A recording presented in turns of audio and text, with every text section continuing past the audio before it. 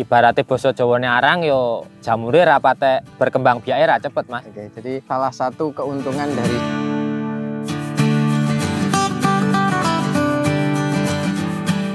Assalamualaikum warahmatullahi wabarakatuh, sahabat petani semua. Video kali ini kita akan belajar tentang budidaya tanaman padi, khususnya di musim kemarau, dengan cara penghematan pupuk tapi hasilnya tetap maksimal. Biji lengkapnya setelah yang satu ini.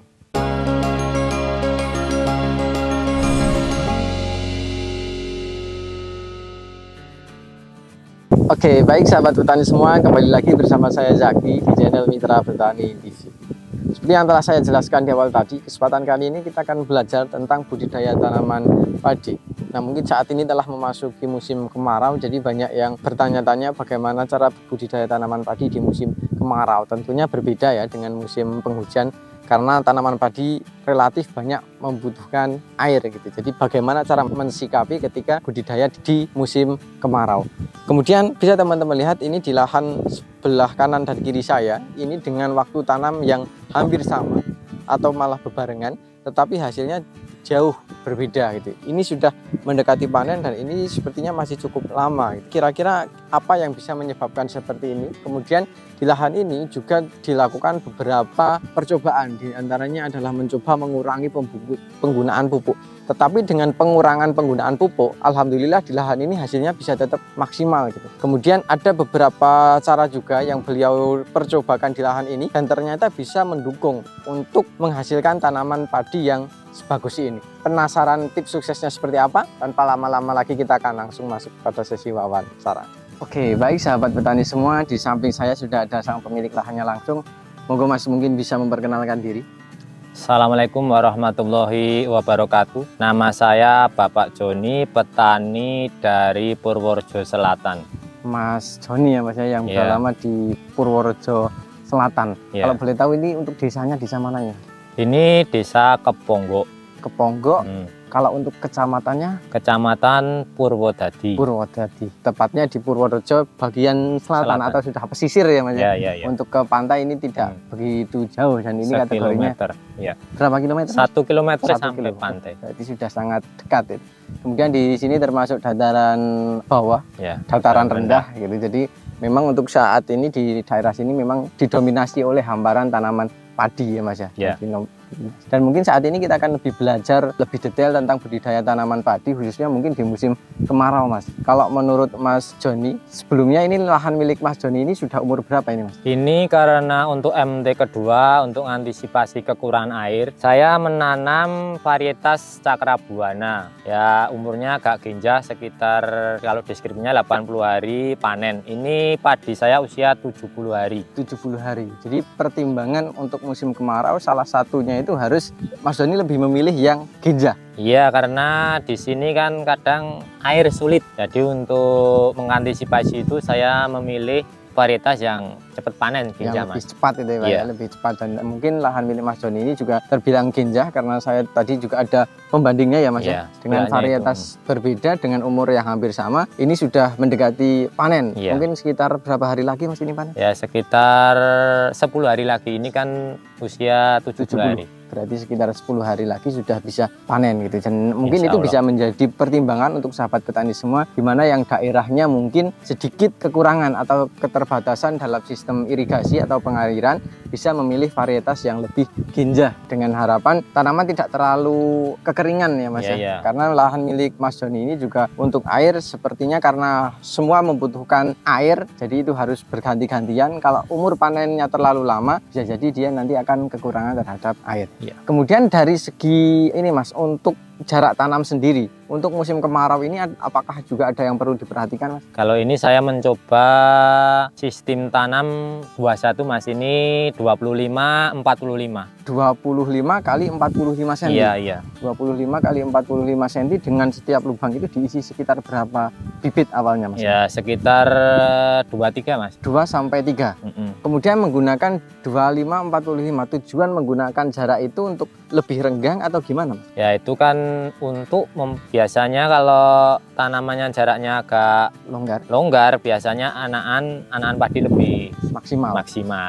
jaraknya agak lebih direnggangkan Iya. dengan tujuan anakannya itu Anakan menjadi padi, lebih lebih banyak ya, lebih Dan banyak. ini bisa dibuktikan Mas. Kalau menurut pengamatan Mas Doni ini, apakah anakannya juga termasuk banyak atau gimana? Ya ini sesuai deskripsi Mas. Ini kan kalau cakrabuana dari anakan perumpun bisa dari 25 sampai 30 bisa Mas. Bisa. Bisa. Jadi sesuai dengan Sesuai. ekspektasi. Iya. Kemudian kaitannya dengan sirkulasi, dengan hasil padi yang dihasilkan, dengan jarak tanam yang lebih renggang itu, apakah juga lebih ada manfaatnya Mas atau ada nilai lebihnya? Ada Mas, kalau kita nanam agak renggang, biasanya kan nggak terlalu lembab untuk mengantisipasi serangan jamur. Jadi kalau ibaratnya boso Jawane arang yo jamurnya rapate berkembang biake ra cepet Mas. Oke, jadi salah satu keuntungan dari sistem budidaya tanaman padi yang agak direnggangkan itu nanti tanaman akan lebih optimal. Iya. Jumlah anakannya akan lebih banyak, sirkulasi udaranya menjadi lebih lancar sehingga tingkat kelembaban pada bagian dalam atau bagian bawah itu bisa dikurangi gitu ya Mas ya.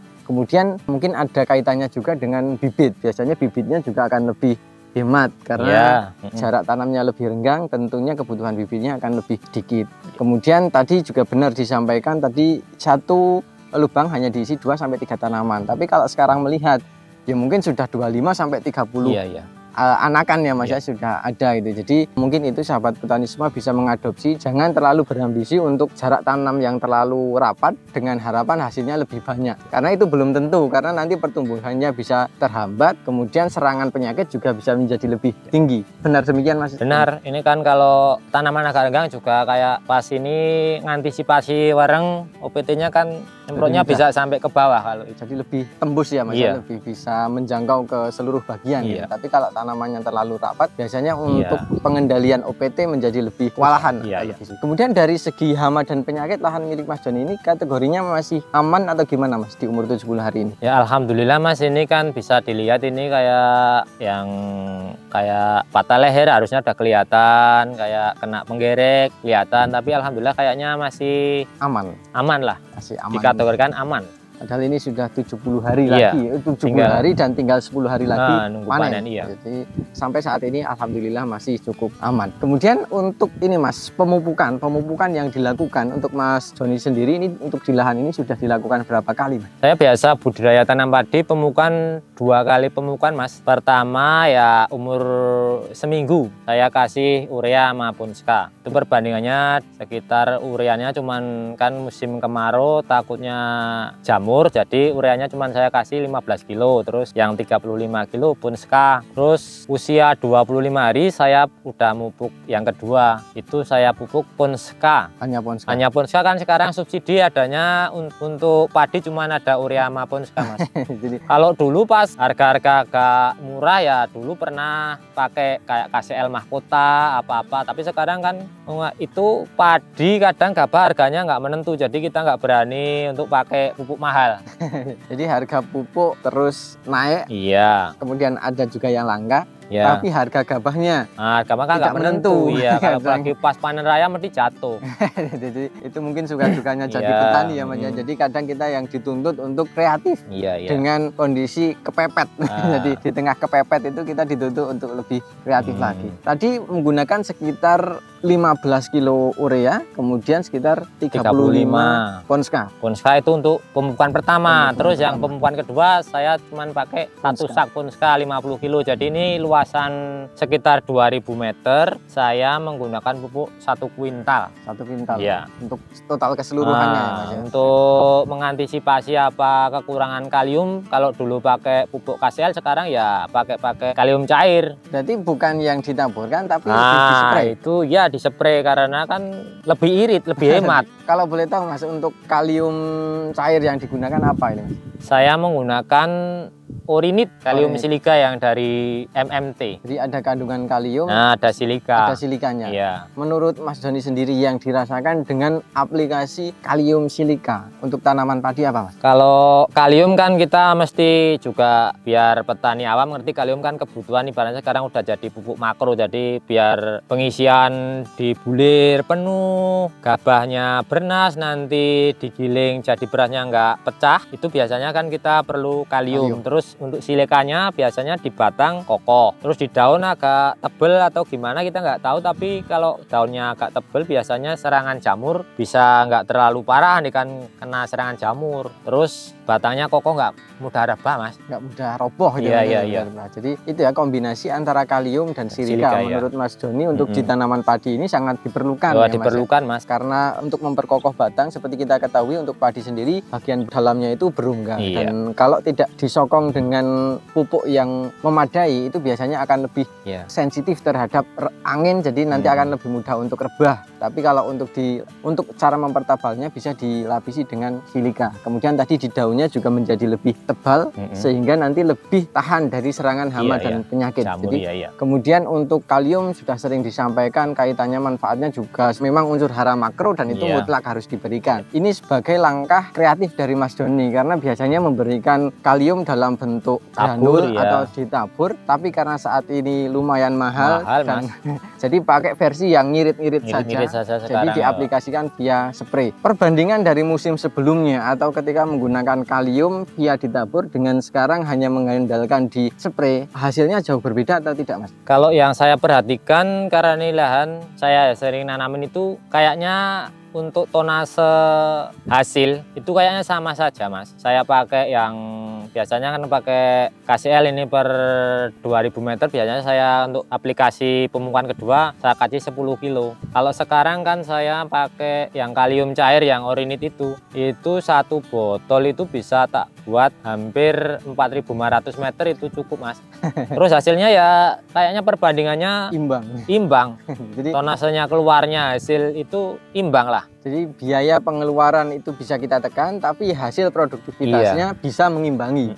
Dan mungkin ini ya solusi yang dibutuhkan oleh petani adalah bagaimana cara meminimalisir biaya pengeluaran tetapi hasilnya tidak ikut berkurang, tapi bisa mengimbangi. Syukur-syukur mungkin nanti bisa lebih baik gitu ya mas. Tapi untuk saat ini sepertinya bisa mengimbangi. Iya bisa mas. Bisa mengimbangi. Ini saya aplikasikan 2 kali pakai kalium. Itu di umur berapa mas aplikasinya? Umur 30 hari sama 45 hari mas, itu kan udah masuk generatif. Jadi 30 sama 40. Iya, 45. 45. Dosis yang dipakai sekitar berapa mas? Saya pakainya itu sekitar 20 mili mas per tangki. 20 mili per tangki. Itu diaplikasikan secara tunggal atau bisa diaplikasikan dengan insek atau fungi atau gimana mas? Kalau saya kan untuk menghemat tenaga mesti saya aplikasikan barang fungi mas. Itu kan biasanya kalau itu kalium silikanya kita cairkan dulu baru tak kasih fungi itu buat nyepre. Kalau nanti barangan dicampur biasanya kayak mas jadi jelly itu loh, mengental. Jadi dilarutkan dulu kalium silikanya, ditambahkan funginya. Oke, jadi mungkin itu jadi cukup 2 kali aplikasi di umur 30 dan 45. Dan ini adalah hasilnya. Menurut kami kita tidak mengira bahwa ini sudah mengurangi penggunaan pupuk KCL ya mas, atau pupuk kimia gitu. Jadi karena harganya lumayan tinggi, kemudian juga saat ini mungkin sedikit langka, kemudian tadi disampaikan bahwa harga pupuk cenderung naik tapi harga gabah belum tentu kalau gitu. Jadi kita dituntut untuk gimana menyiasatinya lah mas. Mungkin itu sahabat petani semua. Kemudian untuk hambatan mas, untuk serangan jamur atau sejenis hama, mungkin itu dari wereng atau dari apalah yang untuk di tanaman padi ini menjumpai banyak kendala atau tidak mas untuk di lahan ini? Ya kalau kita mas sebelum UPT datang kalau bisa kita antisipasi dulu lah. Biasanya kalau musim pas penyempraian pertama kita kasih antisipasi wereng ya kita kasih itu obat wereng mas. Biasanya pakai yang murah-murah aja lah, kayak yang penting kandungannya kayak nitempiram apa-apa itu. Nah obatnya nggak Ares, yang murah-murah Tebalo, yang kelas yang murah aja mas, orang padi kok. Oke Mas Joni, mungkin itu ya yang bisa kami sampaikan pada kesempatan kali ini. Dari awal, dari vegetatif kemudian sampai generatif tadi juga sudah disampaikan terkait dengan budidaya padi di musim kemarau. Banyak hal yang perlu diperhatikan. Mungkin sebelum kita akhiri video ini Mas, mungkin ada pesan yang ingin disampaikan untuk sahabat petani semua. Ya untuk teman-teman sahabat petani padi semuanya seprofesi ya, muka panen ini kita hasilnya bagus, berkah, terus ya gunakanlah kalium silika untuk memperkokoh batang padi, untuk pengisian bulir, untuk hasil yang lebih bagus kiranya. Amin. Jadi mungkin tadi Mas Doni sudah menyampaikan semoga hasilnya mungkin melimpah, kemudian berkah ya Mas. Dan tingkat keberkahan itu ya mungkin kita cari. Kemudian untuk tanaman padi jangan lupa untuk menggunakan kalium dan silika, karena itu adalah salah satu dua unsur yang mungkin sangat dibutuhkan untuk tanaman padi seperti ini. Kemudian mungkin itu yang bisa kami sampaikan pada kesempatan kali ini. Sebelum saya akhiri, saya akan mencoba menyimpulkan apa yang telah kita bahas. Yang pertama, untuk lahan milik Mas Doni ini sudah umur sekitar 70 hari dan 10 hari lagi dipanen. Untuk varietasnya beliau menggunakan Cakra Buana itu dengan pertimbangan waktu panennya lebih ginjah. Ada sekitar 80 hari itu sudah bisa dipanen. Tujuan untuk memilih varietas yang ginjah adalah karena ini musim kemarau, kaitan eratnya dengan sistem pengairan, irigasi yang mungkin di berbagai daerah mungkin agak sedikit kekurangan. Jadi untuk varietas yang ginjah itu bisa menjadi salah satu pilihan. Kemudian di lahan ini beliau mencoba menggunakan jarak tanam yang agak direnggangkan, yaitu sekitar 25 kali 45 cm dengan tujuan memaksimalkan pertumbuhan tanaman. Setiap lubang hanya diisi 2 sampai 3, tapi anakan untuk saat ini bisa sekitar 25 sampai 30. Kemudian dengan jarak tanam yang agak renggang, itu tanaman menjadi lebih leluasa, sirkulasi udara menjadi lebih lancar, sehingga tanaman bisa menjadi lebih baik, lebih mudah perawatannya, dan lebih aman dari serangan hama dan penyakit. Kemudian untuk pemupukan biasanya beliau menggunakan kalium, tapi untuk saat ini karena kalium dalam bentuk tabur harganya lumayan tinggi karena mungkin tidak ada subsidi. Kemudian beliau mengakalinya dengan penggunaan aplikasi kalium silika, diaplikasikan 2 kali di umur sekitar 30 dan 45. Dengan penggunaan kalium silika tersebut, beliau merasakan bahwa tanaman itu menjadi lebih kokoh, daunnya menjadi lebih tebal, lebih aman dari serangan jamur, kemudian hama juga bisa ditekan, produktivitas juga bisa dikategorikan cukup maksimal karena ini terlihat padinya juga merunduk, menandakan bahwa ini juga sudah terisi secara maksimal. Kemudian kalium dalam tanaman padi kaitannya dengan bulir padi yang dihasilkan nanti biasanya akan lebih bernas, kemudian digiling tidak mudah pecah, kemudian daya simpannya biasanya juga menjadi lebih lama tinggi. Mungkin itu yang bisa kami sampaikan pada kesempatan kali ini. Semoga video ini bermanfaat, dan apabila video ini bermanfaat jangan lupa klik like, comment, share, dan jangan lupa subscribe untuk tidak ketinggalan info terbaru dari kami. Terima kasih Mas Doni. Terima kasih sahabat petani semua. Salam mitra petani Indonesia. Wassalamualaikum warahmatullahi wabarakatuh. Waalaikumsalam warahmatullahi wabarakatuh. Dan sampai jumpa di video kami selanjutnya.